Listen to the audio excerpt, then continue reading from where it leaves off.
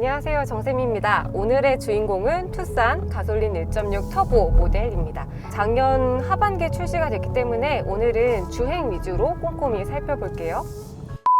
잠깐! 이 곰친구 정체가 뭐냐고요? 이런 SUV, 특히 패밀리카에서 공간성 가늠하기 어려우셨죠? 키는 1m 30cm인데요. 이 친구 통해 머리 공간, 무릎 공간 짐작하시면 좋을 것 같습니다. 워낙 커서 이렇게 끌고 다녀야 하는데 가끔씩 데려올게요. 1열과 2열 트렁크에 골고루 채울 테니 앞으로의 활약 지켜봐주세요. 주행의 첫 느낌은 새로운 안락함이라고 해야 할까요? 공간이 주는 기운이 굉장히 강렬합니다. 실제로 이 실내 디자인은 미국에 있는 나이아가라 폭포를 방문했을 때 영감을 받은 경험을 바탕으로 제작이 됐다고 해요. 이 테마도 인터스페이스, 그러니까 공간, 사이, 간극 이런 걸 의미하는데요. 이 차가 휘발유를 먹고 달리긴 하지만 좀 외관 자체도 어떤 내연기관 시대와 미래차 시대 그 중간 어디쯤에 있는 모습이긴 하죠. 외관과 마찬가지로 실내도 미래지향적이면서도 좀 아늑한 느낌을 주는데요. 이 앞에는 10.25인치의 풀컬러 계기판이 적용됐고 그 옆에는 그 패드를 연상하게 하는 풀 센터 펜시아가 위치하고 있습니다. 또 기어 스틱 대신해서 여기 전자식 변속기가 위치하고 있네요. 특이한 디테일은 이 실버 가니쉬가 이 얇은 송풍구를 지나서 2열에 있는 도어 트림까지 이어지는데 이게 마치 남자친구가 여자친구를 두 팔 벌려서 반기는 듯한 그런 따뜻함을 전달하려고 했다고 합니다. 4세대 투싼은 이 공간이 시원시원한 만족도를 주는데요. 이번에 풀체인지 되면서 완전히 벌크업이 됐습니다. 전장이 15cm 길어져서 4m가 넘고요. 이 실내 공간을 결정짓는 휠베이스도 8cm 정도 더 길어졌습니다. 그 결과 중형 SUV인 산타페와 전장, 이 휠베이스가 1cm 정도밖에 차이가 나지 않는다고 하네요. 이런 개방감 덕분에 시인성도 꽤 좋은데요.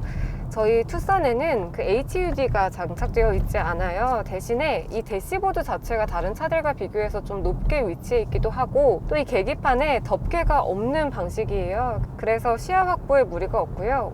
오늘처럼 빛이 많이 들어오는 날에도 반사가 된다거나 선명하지 않거나 이런 불편함은 없네요. 저희의 시승차에는 가솔린 1.6 터보 엔진이 장착됐고요. 여기에 7단 DCT와 H트랙의 AWD가 조합되는 방식입니다. 이 스마트 스트림 가솔린 1.6 터보 엔진과 7단 DCT 조합은 현대차에서 꽤 많이 봐왔던 조합인데요. 저희의 시승차는 최고 출력 180마력의 최대 토크 27.0을 발휘합니다.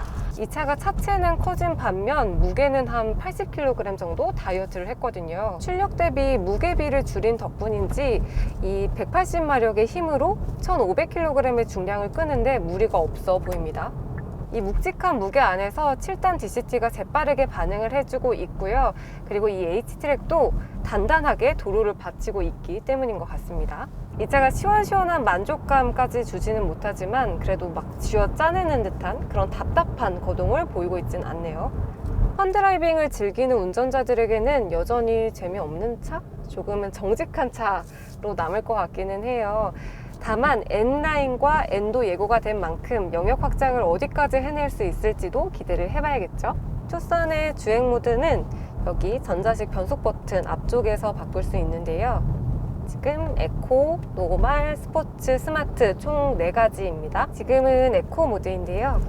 이렇게 스포츠로 바꾸면은 약간 엔진음이 조금 더 거칠어지고 투박해지는 게 있죠. 그리고 파워트레인의 반응성도 조금 더 민감한 것 같네요. 이 차는 출발 직후를 제외하면 엔진음이 그렇게 많이 들어오는 편은 아닌데요. 다만 고속에서 주행할 때 풍절음이 좀 많이 느껴지기는 해요. 하부 소음은 저속에서부터 꾸준히 유입되는 것 같습니다. 연비 한번 볼까요? 가솔린이 12.5, 하이브리드가 16.2인데요. 둘이 한 4km 정도가 차이가 나죠.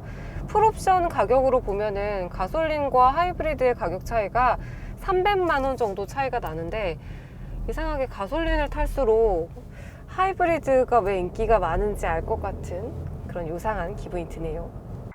신형 투싼에는 새로운 안전사양들이 많이 들어가 있는데요. 특히 패밀리카적인 성능에도 신경을 썼습니다. 문이 잠겼는데 2열에서 움직임이 감지되면 경적이나 비상등 그리고 문자 메시지로 알림을 하는 그런 기능도 추가할 수 있다고 하네요.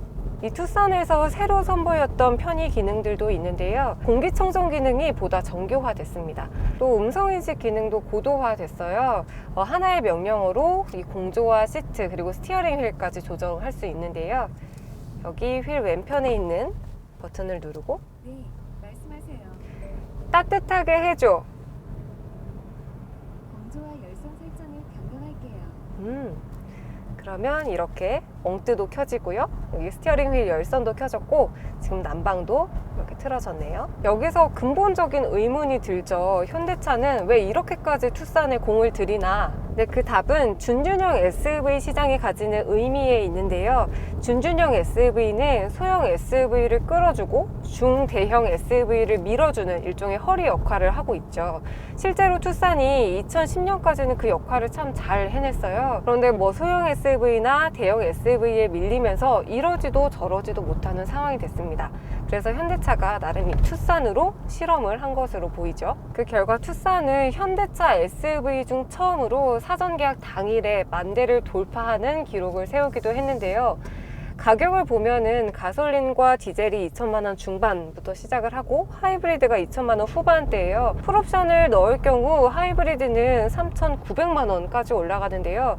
이렇게 높은 가격에도 불구하고 투싼 판매량 2대 중 1대가 하이브리드라고 합니다. 하이브리드의 판매량이 어디까지 올라갈지 지켜보는 것도 올해 자동차 시장의 포인트가 되겠네요. 그럼 벌크업 성공한 투싼 2열도 한번 살펴보러 가볼까요? 근데 저는 이제 2열에 앉았습니다. 이 차가 준준형 SUV여서 2열에 대한 기대가 크지 않았는데 생각보다 꽤 널찍해요. 중형 SUV 이상의 2열 공간을 가지고 있는 것 같은데 1m 30cm 키를 갖고 있는 고민턴에게도 꽤 넉넉한 헤드룸을 주고 있죠. 그리고 이 차는 이전 세대보다 휠 베이스가 한 8cm 정도 길어졌는데 레그룸도 1m가 넘어요. 그래서 지금 이렇게 레그룸에 주먹 3개가 넘게 들어가고요. 1열 밑에 공간도 충분해서 장시간 주행할 때도 큰 부담이 없을 것 같습니다. 또 이 2열의 가장 큰 특징은 이렇게 뒤로 리클라이닝이 꽤 돼요. 조금 뻑뻑하긴 한데 꽤 많이 젖혀져서 이 차를 패밀리카로 운용하는 그런 분들에게는 뒷좌석에 아이를 오래 태울 수 있다는 장점이 있죠. 2열의 디자인은 1열에서 이어진 저 송풍구 라인이 장식으로 이렇게 이어져 있습니다. 이 중간중간 글로시 소재가 사용이 돼서 이전에 준준형 SUV가 가졌던 투박함을 많이 덜어낸 모습이고요. 공조는 가운데 부분에 송풍구가 2개 있고 그 밑에는 USB 포트가 이렇게 2개 간단하게 자리하고 있고요. 열선은 2단계로 지원이 되네요.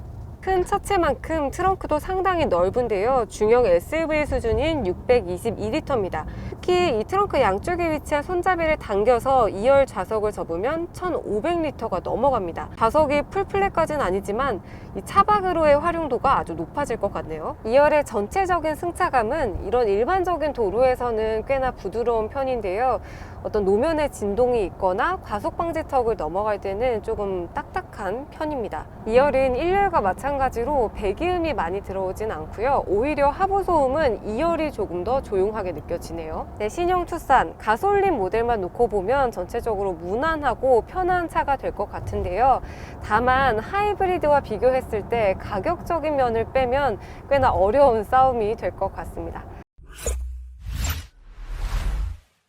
네, 오늘은 투싼 가솔린 모델 만나봤습니다. 워낙 저력이 있는 모델인 만큼 꽤나 단단한 강점들을 보여줬는데요.